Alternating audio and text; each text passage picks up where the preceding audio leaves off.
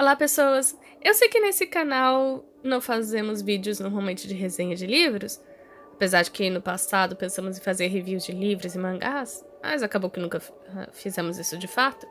Eu fiquei um bom tempo com problemas para fazer e editar os vídeos, tanto que tem o vídeo do He-Man novo, que gravei com letários e ainda não ficou pronto na edição.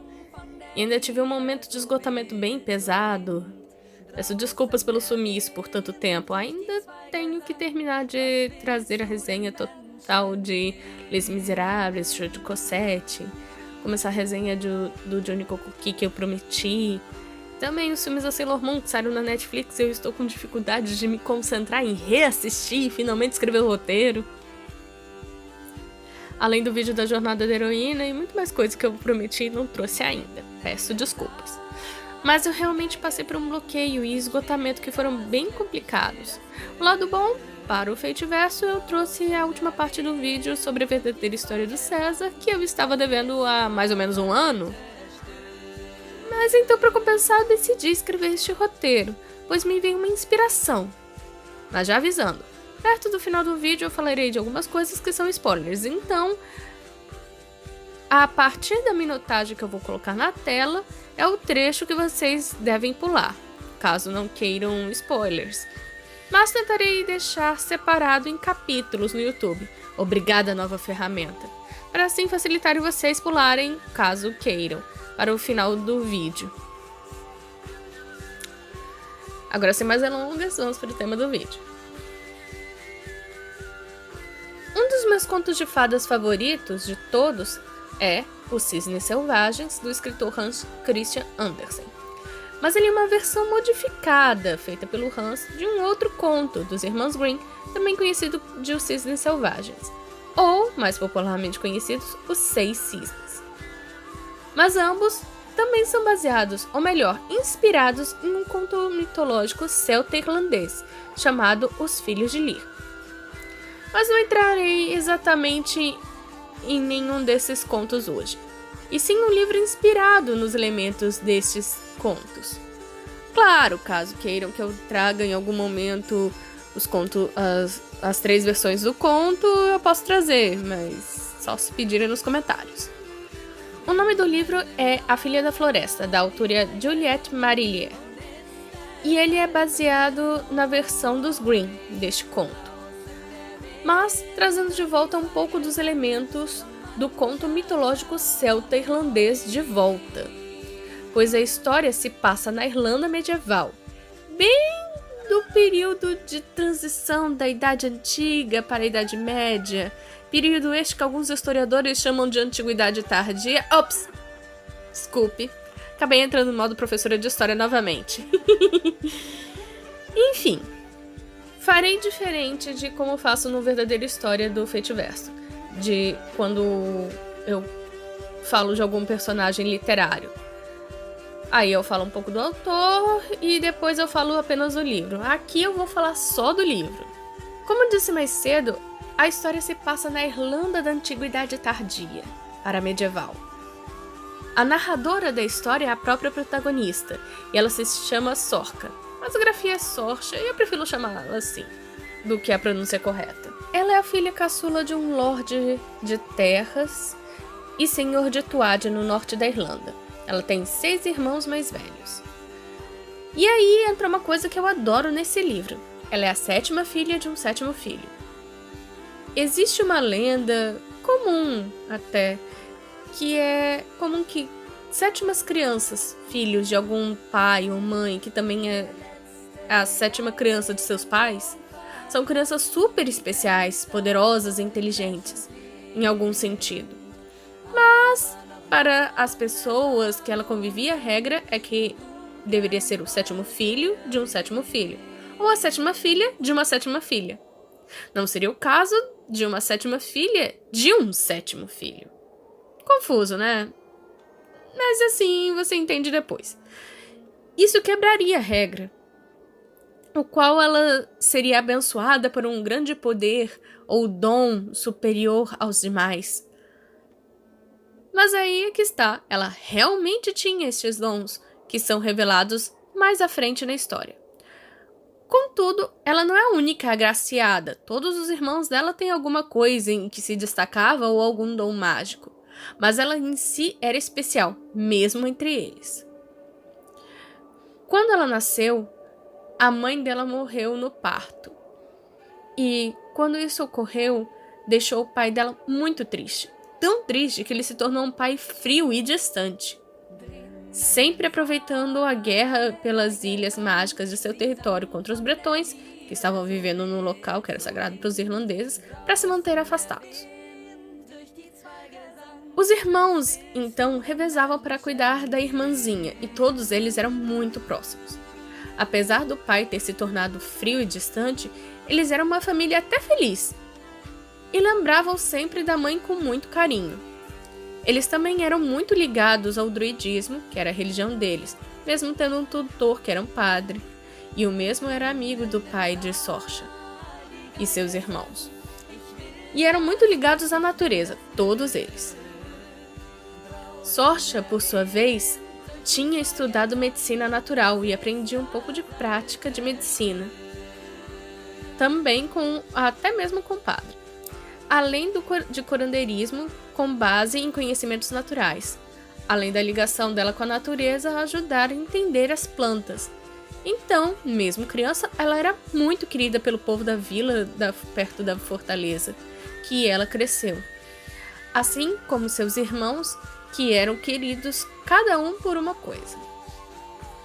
Mas certa vez o pai dela, voltando para casa depois de uma de suas longas e demoradas viagens, voltava com uma mulher estranha, a Lady Anag. Ela era uma mulher misteriosa e assustadora, que tem propósitos nefastos com a família.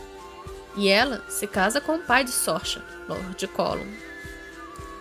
Mas, no meio do tempo, entre a chegada dela e o seu casamento com Lord Colum, ela causa muitos problemas para todos, não só os filhos, mas como literalmente todo mundo que vivia na Tuatha, seja na vila, seja na fortaleza, principalmente o pessoal da fortaleza.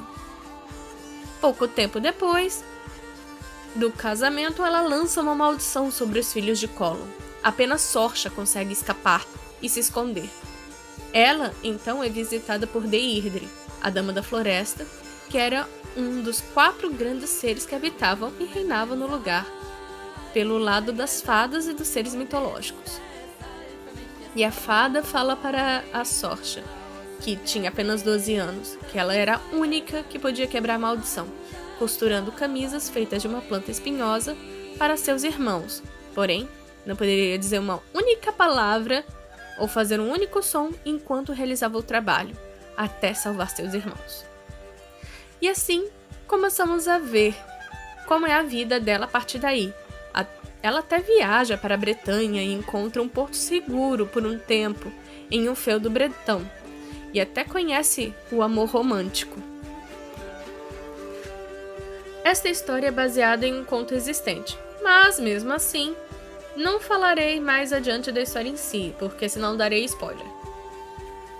Bem, o livro é grosso e lento, mas não é de uma forma ruim. Pelo contrário, a narrativa é lenta, pois a autora se esforça para que a gente consiga enxergar as cenas, as situações, entender os sentimentos dos personagens e suas motivações. Mas certas coisas ficam difíceis de entender do que outras, então tem que prestar muita atenção ou ler mais de uma vez o livro para poder pegar coisas que não pegou na primeira. E realmente este livro é bom, pois mesmo sendo lenta, ela é bem fluida. Eu li o livro pela primeira vez em uma semana, isso porque eu leio devagar, mas dessa vez eu fiz de propósito, pois o livro era realmente bom e envolvente. Quando eu li pela segunda vez, eu levei uns 3 ou 4 dias. E sim, eu li mais de uma vez, é o tipo de obra que me dá vontade de revisitar. Mas o livro é um pouco pesado em alguns momentos. A protagonista passa literalmente por muita coisa, principalmente ruim. E uma das mais leves é o pai ser emocionalmente distante com ela e com um dos irmãos dela do que com os demais, por eles se parecerem fisicamente com a mãe dela. Então, eu recomendo esse livro para maiores de 16 anos e pessoas que não são tão sensíveis à literatura um pouco mais adulta. Caso contrário, realmente é melhor evitar. É um livro muito bom, que eu super recomendo, principalmente para pessoas que gostam de histórias com protagonistas femininas e ou envolvendo fantasia e mitologia também. O livro foi publicado pela editora Butterfly aqui no Brasil, e ele é o primeiro volume de um grupo de 6 livros, divididos em 2 trilogias. E no caso da Filha da Floresta, é o volume 1 da primeira trilogia, que é a trilogia Seven Waters básica. As outras protagonistas da família e a história dos livros seguem gerações futuras. Já a segunda seguem outras protagonistas da mesma família, que fazem parte da geração da protagonista do terceiro livro. São as primas da protagonista desse terceiro livro, que contam suas histórias. E ainda tem um conto à parte, que ficou em uma coletânea de livros de vários autores. Infelizmente, nem todos os livros chegaram ao Brasil, ou foram traduzidos. O conto à parte, ele não foi traduzido nem mesmo em Portugal, onde todos os 6 livros já foram publicados. E aqui no Brasil ainda falta o último livro da segunda trilogia, A Chama de Seven Waters. Deste ponto em diante contém spoilers da saga. Continue por sua própria conta e risco. Fazendo um resumo, em si, todos os livros são maravilhosos, mas os 3 últimos não são tão bons quanto os primeiros. A autora não queria escrever mais as histórias deste universo quando terminou o terceiro livro, onde ocorre uma batalha final contra Lady Anag, que já é uma velha enrugada, e o povo de Seven Waters, que são os descendentes da Sorcha, e seus 2 últimos irmãos ainda vivos. Além de seu meio-irmão mais novo, filho dela e de seu pai. Mas a protagonista da vez é uma neta de ambas, Sorcha e Lady Anag. Seu nome é Faine. E falando sério, eu adoro ela, mas a minha favorita é a Sorcha. Já a Faine é a favorita do Letários entre as 3 protagonistas. Mas, assim, a autora achou que tinha concluído a história muito bem. Mas no país dela, que é a Nova Zelândia, os fãs e a editora dela meio que convenceram a Juliet a continuar escrevendo mais. Então ela se esforçou, mas a segunda trilogia não foi bem aceita pelos fãs. Eu mesma a acho fraca em comparação à primeira, mas não é realmente ruim. Depois de terminar a segunda trilogia, ela pôde focar em outros projetos e livros que ela tinha vontade de escrever. Muitos deles ela mistura mitologia céltica, devido a conhecer bastante, já que a família dela é de origem escocesa, e muito ligada a esse passado quase esquecido da Irlanda, Escócia e etc. Mas nem todos têm este cenário. Mesmo assim, ela sempre foca em fantasia medieval. Algumas vezes faz releitura de contos clássicos. Atualmente estou tentando conseguir comprar e ler o livro A Dança da Floresta, da mesma autora, publicado pela editora Wish. A capa está linda. Confesso que eu acho até mais bonito do que as das 2 trilogias de Seven Waters pela Butterfly. Mas eu gosto das capas de Seven Waters também, aqui no Brasil. Nos livros da segunda trilogia, eles são focados cada um em uma prima da Faine, anos depois do ocorrido do último livro da primeira trilogia, no qual elas aparecem ainda crianças. Mas já nesses, elas já estão em suas idades de se casar e decidir o que fazer da vida. E cada uma passa por uma aventura também, assim como na primeira trilogia, tem um enredo maior por trás. Caso queiram saber os nomes dos livros das 2 trilogias, são A Filha da Floresta, O Filho das Sombras, A Filha da Profecia, O Herdeiro de Seven Waters, A Vidente de Seven Waters e A Chama de Seven Waters. Além desses, tem o conto Twixt Firelight and Water, que é um conto à parte, onde conta a história de uma personagem que é filha de um de seus irmãos e um outro filho da Lady Onagi. Ufa, fim dos spoilers.